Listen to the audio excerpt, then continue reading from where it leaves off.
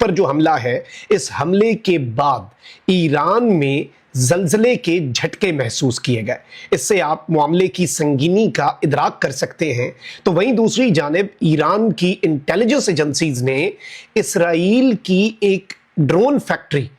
جو ایران کے اندر تھی وہ بھی پکڑ لی ہے۔ اب یہاں سے اندازہ کریں کہ موساد کا نیٹ ورک جو ہے وہ ایران کے اندر کس قدر گھس چکا ہے کہ ایران کے اندر ڈرونز کی فیکٹریاں بنا کر ڈرونز جو ہیں وہ تیار کر کے موساد کے ایجنٹس ایران پر حملہ آور ہوتے ہیں۔ یہ ایک ایسی خبر ہے جس نے اس پوری وارفیئر کے منظر نامے کو بدل کے رکھ دیا ہے۔ رات گئے اسرائیل نے ایران کی کچھ اسٹریٹجک لوکیشنز کو اٹیک کیا ہے۔ اٹیک کی تفصیلات اور جو زلزلہ ہے اس کے حوالے سے بھی کچھ چیزیں ہیں جو آپ کے سامنے رکھنی ہیں۔ ناظرین اکرام، ایک چیز آپ یاد رکھیے گا کہ جو سرپرائز ہے، سرپرائز فیکٹر جو ہے نا وہ سارا ایران نے دیا ہے، کیونکہ اس جنگ کے اندر اگر آپ بائی دا بک چلیں، اگر آپ دونوں ملکوں کی، ایران ہے ایک طرف اور دوسری طرف اسرائیل ہے، دونوں ملکوں کی اگر آپ ملٹری مائٹ کو آن پیپرز پڑھیں تو موازنہ ہی نہیں ہے۔ اسرائیل کے پاس بہت زیادہ ہتھیار ہیں، اسرائیل کے پاس بہت بڑے لیول پہ ٹیکنالوجی ہے، اور اسرائیل کے پاس پورے کا پورا ویسٹ ہے۔ پوری دنیا کی ٹیکنالوجی اس وقت اسرائیل کو ایرانین اٹیک سے بچا رہی ہے۔ امریکہ، برطانیہ، فرانس اعلان کر چکے ہیں کہ ہم ڈائریکٹلی ایران کے اٹیک سے اسرائیل کو محفوظ بنائیں گے، لیکن ایران تنہا ہے۔ ایران کے پاس جو ہتھیار ہیں وہ اسرائیلی ہتھیاروں کے برعکس جو چیز نظر آتی ہے، اگر آپ پڑھیں آن پیپر ان کی اسپیسیفیکیشنز پڑھیں تو وہ بہت نیچے ہیں۔ تو سرپرائز ایلیمنٹ جو ہے وہ ایران نے دیا ہے۔ اسرائیل کی طرف سے جو حملے کیے جا رہے ہیں وہ حملے تو اینٹیسپیٹ کر رہا تھا، پورا ویسٹرن ورلڈ اینٹیسپیٹ کر رہا تھا۔ جو ویسٹرن ورلڈ اینٹیسپیٹ نہیں کر رہا تھا وہ یہ تھا کہ ایران بھی ڈیپلی پینیٹریٹ کرے گا اسرائیل میں، اور اسی لیے اب اسرائیل نے جو جوابی حملے کیے ہیں ایران کے اوپر ان میں شدت آئی ہے، کیونکہ ایران نے سرپرائز کیا ہے۔ ایران نے جو حملے کیے ہیں اور جو پریسیژن، اور پھر ایرانین ملٹری نے جو لگاتار 4 ویوز آف اٹیکس لانچ کی، دن کی روشنی میں بھی اٹیکس کیے، رات کی تاریکی میں بھی اٹیکس کیے، پھر اسرائیلی شہریوں کو وارننگ جاری کی کہ علاقے چھوڑ دو کیونکہ یہ ناقابل رہائش رہ جائیں گے۔ اس کے ساتھ ہی ساتھ جو اسرائیل کی ہتھیار بنانے والی فیکٹری ہے اس پر حملہ کرنا، اسرائیل کے GHQ، ان کے پینٹاگون کے اوپر حملہ کرنا، اسرائیل کے وزیر اعظم نیتن یاہو کی رہائش گاہ کے قریب اپنا بام جو ہے وہ داغنا، یہ سب کچھ جو ہے یہ اسرائیل کو شیک کرنے کے لیے کافی تھا۔ اب ناظرین کرام، اب سے کچھ دیر پہلے جو اسرائیل کی کارروائیاں ہیں وہ شدت پکڑ چکی ہیں، اور اسرائیل کی جو ڈیفنس فورسز ہیں IDF، انہوں نے رپورٹ کیا اور انہوں نے اس حوالے سے اناؤنس کیا کہ جی ہم ایک وائڈ سکیل اٹیکس جو ہیں اور سٹرائکس جو ہیں وہ ایران کی جو ویپن پروڈکشن سائٹس ہیں، جہاں پر ایران اپنے ہتھیار تیار کر رہا ہے اور جہاں پر ایران اپنے ہتھیار سٹور کر رہا ہے، وہاں پر ہم نے حملے شروع کر دیے ہیں، اسرائیل نے اعلان کیا۔ اچھا، پھر اب جو انیشل ہمارے پاس رپورٹس آئیں، پہلی رپورٹ تو یہ آئی کہ IDF نے یہ کہا اور یہ اسرائیلی ڈیفنس فورسز کی طرف سے کہا گیا کہ ہم سرفیس ٹو سرفیس میزائل جو ہیں ایران کی سائٹس جہاں سے وہ لانچ کیے جاتے ہیں، جو لانچ پیڈز ہیں، ہم نے ان پر حملے شروع کر دیے ہیں۔ جو میزائلز اسرائیل کو آ کر امپیکٹ ڈال رہے تھے، اسرائیل کے اندر تباہی مچا رہے تھے، اسرائیل کے اندر رندہ پھیر رہے تھے، وہ میزائلز جہاں سے لانچ ہوتے ہیں IDF نے کہا کہ ہم اس جگہ پر حملہ کر رہے ہیں۔ اچھا، اس کے بعد معاملہ جو ہے وہ تھوڑا سا خراب ہوا۔ پہلے تو انہوں نے ویسٹرن ایران میں بیلسٹک میزائل کی لانچ فیسلٹیز پر حملہ کیا، اس کے بعد فوردو کا جو نیوکلیئر فیسلٹی ہے، اس نیوکلیئر فیسلٹی کے اوپر انیشل رپورٹس سے ہمارے پاس یہ خبر آئی کہ جی یہاں پر ہو گیا اٹیک۔ پھر یہاں سے جو رپورٹس شروع میں آ رہی تھیں اس کے بعد کچھ ویڈیوز آئیں اور یہ بتایا گیا ہے کہ اسرائیل نے ایران کی فوردو جو فیول انریچمنٹ پلانٹ ہے اسے ہٹ کیا، اور یہاں پر بہت ہی بڑے پیمانے پر دھماکے کی آواز سنی گئی اور فوری طور پر جو ایئر ڈیفنس سسٹم ہے وہ بھی ایکٹیویٹ ہوا۔ البتہ میں آپ کو یہ بھی بتا دوں کہ انیشلی اس میں جو نقصان ہے کیا ایران کے ایٹمی پروگرام کو وہ نقصان جو اسرائیل چاہتا ہے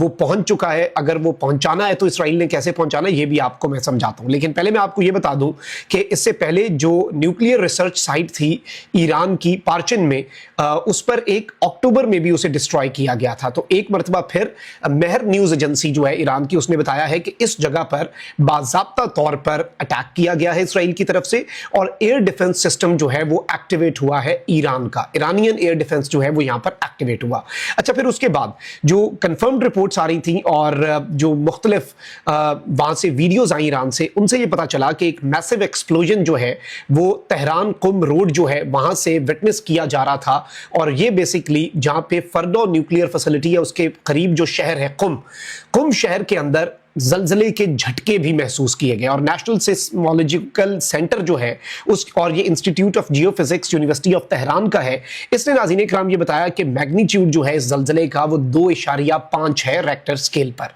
और ये बेसिकली सिर्फ 35 किलोमीटर दूर है ये शहर कुम का, जिसमें ये जलजले के झटके महसूस किए गए, और यहाँ पर जो फोर्डो की न्यूक्लियर फैसिलिटी है उस पर ये हमला हुआ, और ये शहर उससे सिर्फ 35 किलोमीटर दूर है। तो यहां से ये पता चला कि इधर जलजले के झटके भी आए राइट आफ्टर द स्ट्राइक। अब यहां पर इंपॉर्टेंट चीज जो है वो आपने समझनी है। मैं आता हूं कि जो मोसाद एक ड्रोन फैक्ट्री ईरान में ऑपरेट कर रही थी, उस पर जो सरफेस पे ईरानियन इस वक्त प्रोग्राम चल रहा है ना, न्यूक्लियर प्रोग्राम,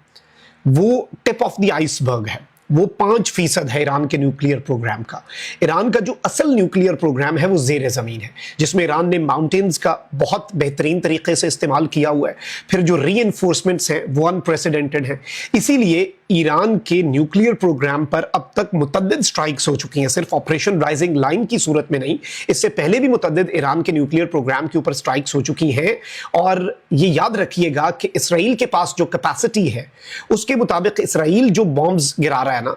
उनसे सरफेस को नुकसान हो रहा है, लेकिन जो बिलो द सरफेस या फिर जो डीपर फैसिलिटीज हैं, न्यूक्लियर फैसिलिटीज हैं, वो लार्जली इस वक्त अनडैमेज्ड है।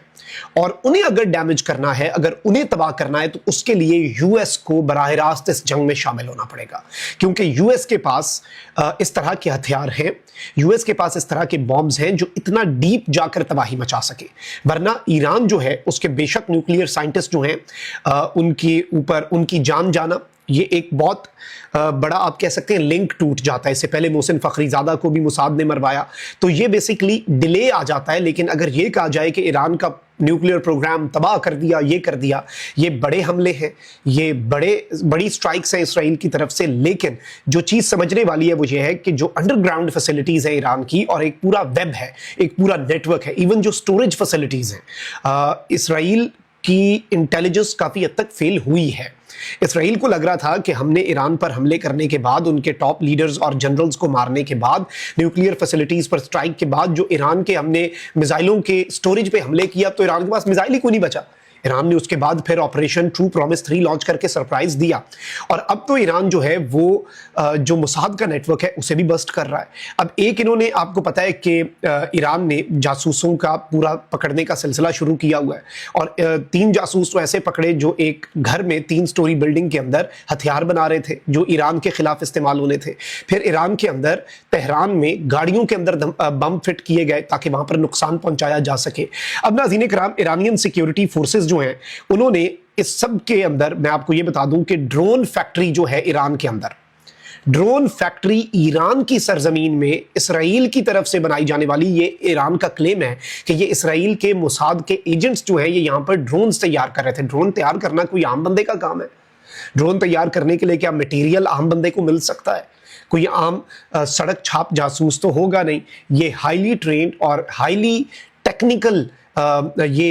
एजेंट्स हैं जो ये काम कर रहे थे। और इस सब में मैं आपको ये बता दूं कि इन्होंने कहा है कि इस तरह की other sites in the country, Iran की इंटेलिजेंस के मुताबिक इस तरह की मजीद साइट्स भी हैं ईरान के अंदर। तो आप यहां से मोसाद के नेटवर्क को समझें, और ईरान के लिए जो मेजर स्ट्राइक्स हैं उनसे ज्यादा जो इंटेलिजेंस को स्ट्रॉन्ग करके मोसाद का जो नेटवर्क है ईरान के अंदर उसे बस्ट करना ज्यादा इंपॉर्टेंट है, और ये ईरान की सेफ्टी के लिए ज्यादा अहम है। और अब ईरान ने इस सर्टन एरिया के ऊपर ज्यादा तवज्जो देना भी शुरू कर दी हुई है। अल्लाह निगहबान, पाकिस्तान जिंदाबाद।